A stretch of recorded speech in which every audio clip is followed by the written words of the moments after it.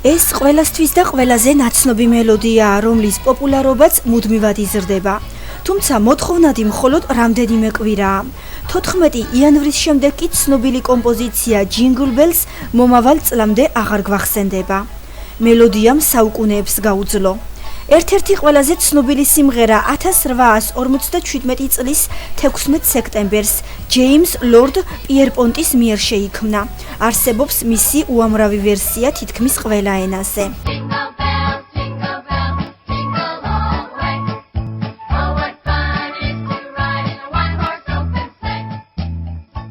როცა ბავშვი იყო, მაშინ რუსული საახალწლო სიმღერები ვრცელდებოდა.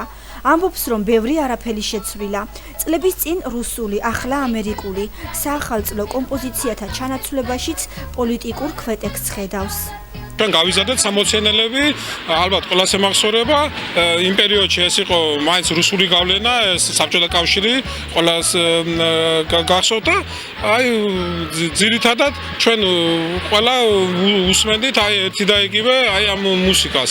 ძალიან მოდაში არის ეს ამერიკული ვარიანტი და ალბათ რა ვიცი ყველა მაიტაცა, იმიტომ რომ ეს ალბათ შეიძლება პოლიტიკის ბრალიცაა, მე უფრო ასე აღვიქვამდა. არის ძალიან ძველი სიმღერა რომ რაღაცა 70-იან წლებში და მან ეს სიმღერა მიუძღვნა მთელ მსოფლიოს როგორ ახალ წელს.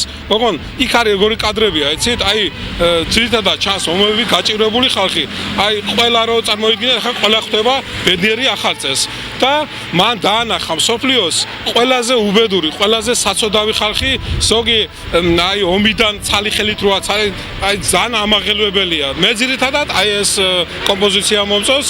მაშინ როცა პიკასოს საახალწლო სიმღერებზე ვესაუბრებოდით, მას კონკურსის იდეაც გაუჩნდა.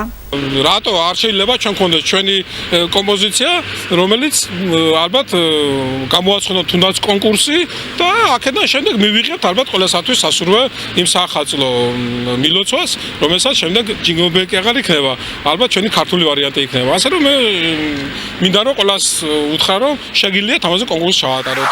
ხვალიდან საახალწლო სიმღერები ტელე და რადიო ეთერში აღარ გაისმება. თუმცა 2012-ს ისევ ამ ნაცნობი მელოდიებით შევხვდებით. ხოლო თუ კი ვინმე იმერული დილის ეთერიდან გაჟღერებულ ინიციატივასაც გაითვალისწინებს, ვინ იცის, იქნებ მომავალ წელს უკვე ქართული საახალწლო კომპოზიცია შეიქმნას, ისეთი, რომელიც დროს გაუძლებს.